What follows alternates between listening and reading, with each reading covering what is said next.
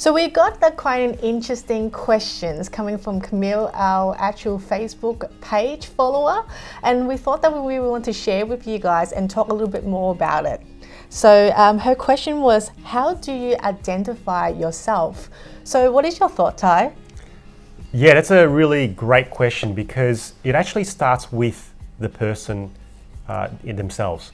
It's regardless if it's a client that we deal with or a team member. You need to understand where your strengths, where your passions play at, and also where is your challenges. Because the more you know about yourself, the more you're aware of it, the more then you can hone your skills to focus where a lot of people say that your genius zone these days. So focus on what makes you good or excel at what you do, rather than focusing on more your weaknesses. So Iris here, she's the expert in this space. She's a self-discovery coach, and she helps our team and also our clients understand themselves. So do you want to talk more about how you do that? Yeah, absolutely. Doesn't matter that which area and which positions you're in, it's quite important to actually understand about yourself. Because how can you actually 10x your opportunities and success if you don't actually understand about yourself first? Some of the tools that we have to actually help our clients and teams to identify about themselves. And one of the things that we use that definitely is talent dynamics. Yep. So it's personality test and psychometric test. And those are quite an easy tools that for you to actually understand about yourself already. The reason why we're actually using talent dynamics is because not only those are the psychometric tests, it's also is a business development tools to actually help you to understand not only just your strength, your challenges, but also other profiles as well.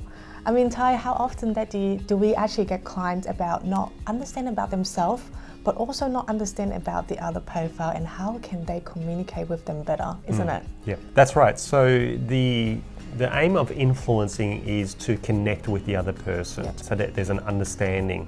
And the only way you can do that is if you're actually talking in their language. Yes. And if the language is totally different, if the way that you're talking is all facts or numbers and you're talking to someone that isn't that, you're not going to connect and they're not going to understand you. So it's really, really important to understand what profile that you're speaking to get the best out of them.